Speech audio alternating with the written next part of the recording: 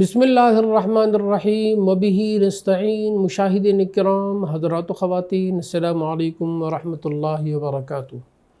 آج 17ویں تراویح یعنی 21ویں پارے کا خلاصہ پیش کیا جاتا ہے. مکے میں مسلمانوں کو شدید حوصلہ شکن مشکلات سے سابقہ پیش آ رہا تھا. ان کا مقابلہ کرنے کے لیے پچھلے رکوعات میں صبر و استقامت اور توکل علی اللہ کی مسلسل تلقین کرنے کے بعد اب انہیں عملی تدبیر بتائی جا رہی ہے کہ قرآن کی تلاوت کریں اور نماز قائم کریں، کیونکہ یہی دو چیزیں ایسی ہیں جو ایک مومن کو باطل کی طغیانیوں کے مقابلے میں کامیاب بنا سکتی ہیں. قرآن کی تلاوت دلوں کا زنگ دور کرنے، نصیحت حاصل کرنے، اللہ کی آیات کو دلوں میں راسخ کرنے، راہ حق کی عظیم جد و جہد پر ابھارنے اور انسانوں کے لیے رشد و ہدایت کا سامان کرنے اور زندگی میں رفعت و بلندی کے اعلیٰ مقام پر پہنچنے کا بہترین اور مؤثر ذریعہ ہے. اور نماز ایک مومن کی معراج ہے، اس کے دل کا سرور اور آنکھوں کا نور ہے. وہ ایک طرف بے حیائی اور فحاشی اور تمام برائیوں سے روکتی ہے، جس سے ایک مومن کے اندر اخلاق کی پاکیزگی اور سیرت و کردار کی مضبوطی پیدا ہوتی ہے. دوسری طرف یاد الہی کا سب سے زیادہ مؤثر ذریعہ ہے، جس کی بدولت انسان کے قلب میں طمانینت اور سکینت پیدا ہوتی ہے اور اس کے اندر وہ عزم و حوصلہ پیدا ہوتا ہے جو اس کو خدا کے سوا ہر خوف اور ہر طمع اور حرص سے بے پرواہ کر دیتا ہے. یہی وہ اصلی قوت ہے اور حقیقی شجاعت و بصالت ہے جو ایمان اور خدا کی یاد سے حاصل ہوتی ہے. پھر مسلمانوں کو ہدایت کی گئی کہ اگر ظلم و ستم تمہارے لیے ناقابل برداشت ہو جائے تو ایمان چھوڑنے کے بجائے گھر بار چھوڑ کر نکل جاؤ. خدا کی زمین وسیع ہے، جہاں خدا کی بندگی کر سکو وہاں چلے جاؤ. ان سب باتوں کے ساتھ توحید اور معاد دونوں حقیقتوں کو دلائل کے ساتھ ان کے ذہن نشین کرنے کی کوشش کی گئی. سورۃ الروم مکی صورت ہے. آغاز اس بات سے کیا گیا ہے کہ آج رومی مغلوب ہو گئے ہیں، مگر چند سال نہ گزرنے پائیں گے کہ پانسا پلٹ جائے گا اور جو مغلوب ہے وہ غالب ہو جائے گا.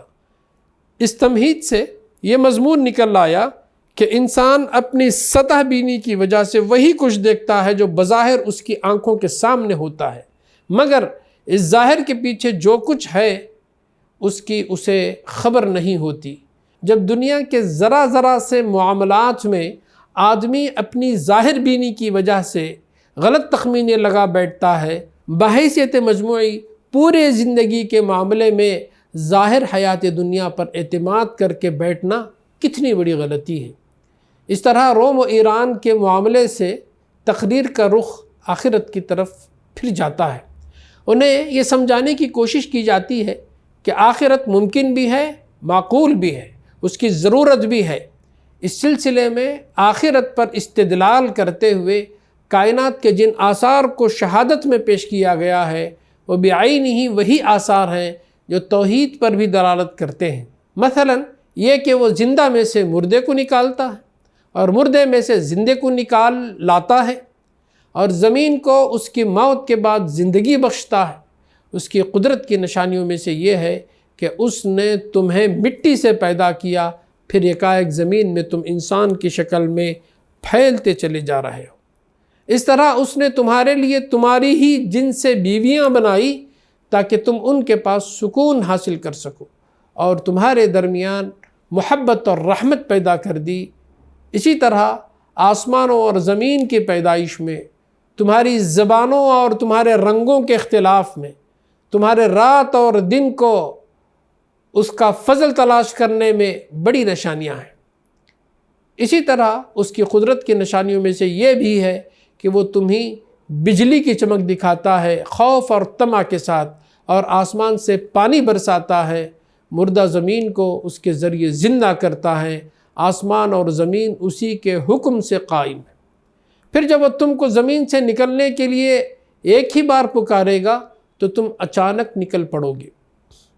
اس کے بعد نبی صلی اللہ علیہ وسلم اور آپ کے صحابہ رضوان اللہ تعالی علیہ مجمعین کو اصل دین فطرت پر قائم رہنے اور اسی کی دعوت دینے کی تاکید کی گئی۔ اس دین کی بنیاد نماز اور زکوٰۃ پر ہے۔ جن لوگوں نے اس دین فطرت کو بگاڑا ہے ان کو تنبیہ کہ اب ان کا محاسبے کا وقت آ گیا ہے۔ وہ پچھلی قوموں کی تاریخ سے سبق لیں۔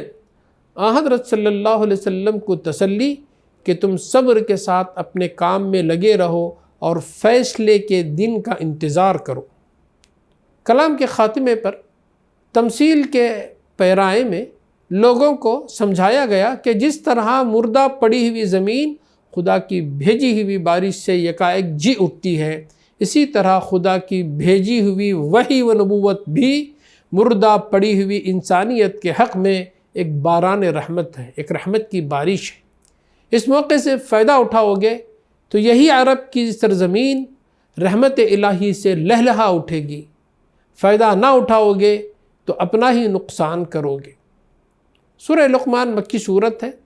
اس میں لوگوں کو شرک کی نامعقولیت اور توحید کی صداقت اور معقولیت سمجھائی گئی اور انہیں دعوت دی گئی ہے کہ باپ دادا کی اندھی تقلید چھوڑ دیں، کھلے دل سے اس تعلیم پر غور کریں جو محمد صلی اللہ علیہ وسلم اللہ کی طرف سے پیش کر رہے ہیں، اور کھلی آنکھوں سے دیکھیں کہ ہر طرف کائنات میں اور خود ان کے اپنے نفس میں کیسے کیسے صریح آثار اس کی سچائی کی شہادت دے رہے ہیں۔ اس سلسلے میں بتایا گیا کہ کوئی نئی آواز نہیں ہے جو دنیا میں پہلی بار اٹھی ہو، بلکہ پہلے بھی جو لوگ علم و عقل اور حکمت و دانائی رکھتے تھے وہ یہی باتیں کہتے تھے جو آج محمد صلی اللہ علیہ وسلم کہہ رہے ہیں۔ تمہارے اپنے ہی ملک میں لقمان حکیم گزر چکے ہیں، دیکھ لو کہ وہ کس عقیدے اور کن اخلاقیات کی تعلیم دیا کرتے تھے۔ انہوں نے بیٹے سے کہا تھا، بیٹا خدا کے ساتھ کسی کو شریک نہ کر، شرک بہت بڑا ظلم ہے، اللہ اور اپنے والدین کا شکر بجا لا۔ بیٹا کوئی چیز رائی کے دانے کے برابر بھی ہو اور کسی چٹان میں یا آسمانوں یا زمین میں کہیں چھپی ہوئی ہو، اللہ اسے نکال لائے گا، وہ باریک بھی باخبر ہے۔ بیٹا نماز قائم کر، نیکی کا حکم دے، بدی سے منع کر، جو مصیبت آ پڑے اس پر صبر کر، لوگوں سے منہ پھیر کر بات نہ کر، زمین میں اکڑ کر نہ چل، اللہ خود پسند اور فخر جتلانے والے کو پسند نہیں کرتا۔ اپنی چال میں اعتدال اختیار کر، اپنی آواز پست رکھ، سب سے بری آواز گدھوں کی آواز ہوتی ہے۔ نئے نئے مسلمان ہونے والے نوجوانوں کو بتایا گیا کہ والدین کے حقوق تو بے شک خدا کے بعد سب سے بڑھ کر ہیں، لیکن اگر وہ تمہیں دین شرک کی طرف پلٹنے پر مجبور کریں تو ان کی یہ بات ہرگز نہ مانو۔ اس کے بعد فرمایا، جو شخص اپنے آپ کو اللہ کے حوالے کر دے اور عملاً وہ ہو نیک، اس نے واقعی ایک بھروسے کے قابل سہارا تھام لیا ہے۔ آخر میں کہا گیا کہ اپنے رب کے شکر گزار بنو اور اس دن کو یاد رکھو جس دن نہ کوئی باپ اپنے بیٹے کے کام آ سکے گا اور نہ کوئی بیٹا اپنے باپ کے۔ اس دن کا آنا امر قطعی ہے۔ پھر سورہ سجدہ شروع ہوتی ہے، مکی صورت ہے۔ اس کا موضوع توحید، رسالت اور آخرت کی طرف دعوت اور شبہات کو دور کرنا ہے۔ ان سے فرمایا گیا کہ یہ قرآن جن حقیقتوں کو تمہارے سامنے پیش کر رہا ہے، عقل سے کام لے کر خود سوچو کہ ان میں کیا چیز اچنبھے کی ہے۔ آسمان و زمین کے انتظام کو دیکھو، خود اپنی پیدائش اور بناوٹ پر غور کرو، کیا سب کچھ قرآنی تعلیمات کی صداقت پر شاہد نہیں ہے؟ پھر عالم آخرت کا ایک نقشہ کھینچا گیا اور ایمان کے ثمرات اور کفر کے نتائج بیان کر کے یہ ترغیب دلائی گئی ہے کہ لوگ برا انجام سامنے آنے سے پہلے کفر چھوڑ دیں اور قرآن کی تعلیم کو قبول کر لیں۔ پھر ان کو بتایا گیا کہ اللہ کی بڑی رحمت ہے کہ وہ انسان کے قصوروں پر ایک آخری اور فیصلہ کن عذاب میں انہیں پکڑ نہیں لیتا، بلکہ اس سے پہلے ہلکی ہلکی چوٹیں لگاتا رہتا ہے تاکہ اسے تنبیہ ہو اور اس کی آنکھیں کھل جائیں۔ سورہ احزاب مدنی صورت ہے جو متعدد احکام اور فرامین اور خطبات الہیہ پر مشتمل ہے۔ نبی صلی اللہ علیہ وسلم کو تاکید کہ جو کچھ اللہ کی طرف سے آپ پر نازل کیا جا رہا ہے بے خوف لومۃ لائم، کسی ملامت کرنے والے کی ملامت کی پرواہ کیے بغیر اس کی تبلیغ کرو۔ زہار یعنی شوہر کا اپنی بیوی سے کہنا انت علیہ کظہر امی، تیری پیٹھ میری ماں کی پیٹھ کی طرح ہے۔ زہار اور منہ بولے بیٹے کے معاملے میں رسوم جاہلیت کی اصلاح کہ ان رسوم کو عقل و فطرت سے کوئی تعلق نہیں ہے۔ مسلمانوں کو اس بات کی ہدایت کہ منہ بولے بیٹوں کو ان کے باپوں سے منسوب کرو، اگر ان کے باپوں کا علم نہ ہو تو وہ تمہارے دینی بھائی اور رفیق ہیں۔